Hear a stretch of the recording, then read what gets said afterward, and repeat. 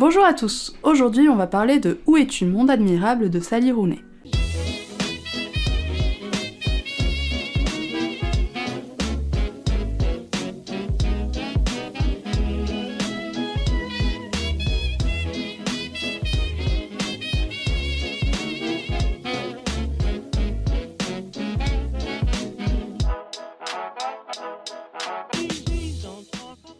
Je sais pas si je peux parler de déception, je sais pas si c'est le terme parfait, mais j'attendais que Sally Rooney se renouvelle un peu, or ce n'est pas le cas dans ce roman. Autant son style est encore dans une sorte d'épure ouaté, que j'aime beaucoup, avec un côté didascalique. On voit qu'elle réfléchit en termes de scénographie, et que les gestes et ce qu'ils véhiculent sont autant importants que les mots. Mais ces personnages ont l'air d'être à chaque fois les fantômes de ses précédents livres, ce qui fait que j'ai été muée par un ennui poli dans celui-ci. J'y retournais pas en me pourléchant les doigts, quoi. Il y a le côté un peu agaçant d'un millénial tel que peint par Christophe Barbier. Tu as 33 ans, Sally, et moi j'ai du mal à les concevoir de la même manière qu'elle. On a envie de les décoiffer avec leur sérieux neurasthénique. Ils portent la misère du monde sur leurs épaules, parlent socialisme de manière amorphe entre deux rendez-vous Tinder aussi amorphes. Est-ce que ça parle vraiment d'eux? N'est-ce pas un moyen d'avoir la pastille voix générationnelle sur la jaquette du bouquin? Enfin, elle pourrait avoir des personnages un peu différents pour changer. Pourtant, il y a des choses qu'elle décrit bien. La gêne entre deux personnes, les blancs qui s'installent dans les conversations, les silences. Mais j'aimerais voir ça dans d'autres situations.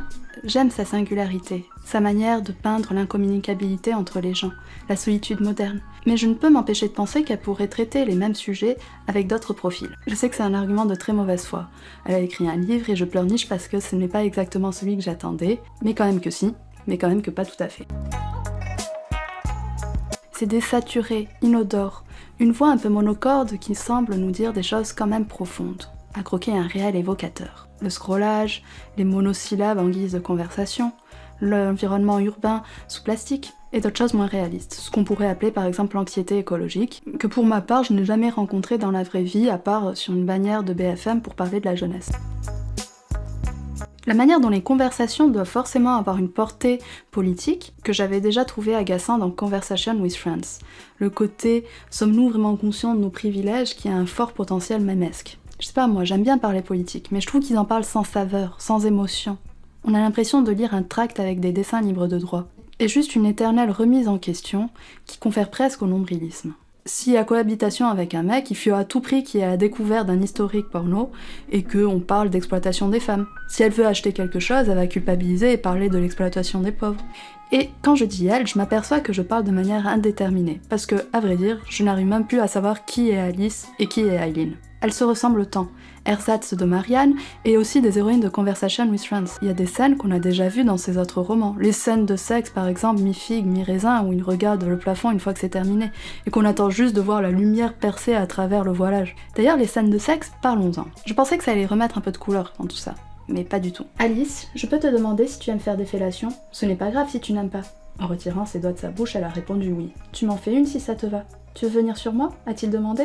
Elle a acquiescé. On garde nos vêtements ou on se déshabille? Derrière le message que le consentement c'est important, il y a une vision presque puritaine, dans le contrôle de la sexualité, qui nie le torrent et l'enchaînement que cela peut être. Et c'est vrai qu'après avoir lu Emma Baker, ça nous laisse de marre. Est-ce qu'on pourrait pas trouver un juste milieu quand même? Moi j'ai eu l'impression de lire Pascal Praud et Elisabeth Lévy en train d'écrire des scènes pour critiquer le sexe post-MeToo. D'ailleurs, je me souviens que Quotidien avait dit, en parlant de Sally Rooney, qu'elle arrivait à réinventer un peu les scènes de sexe en plaçant le consentement au centre.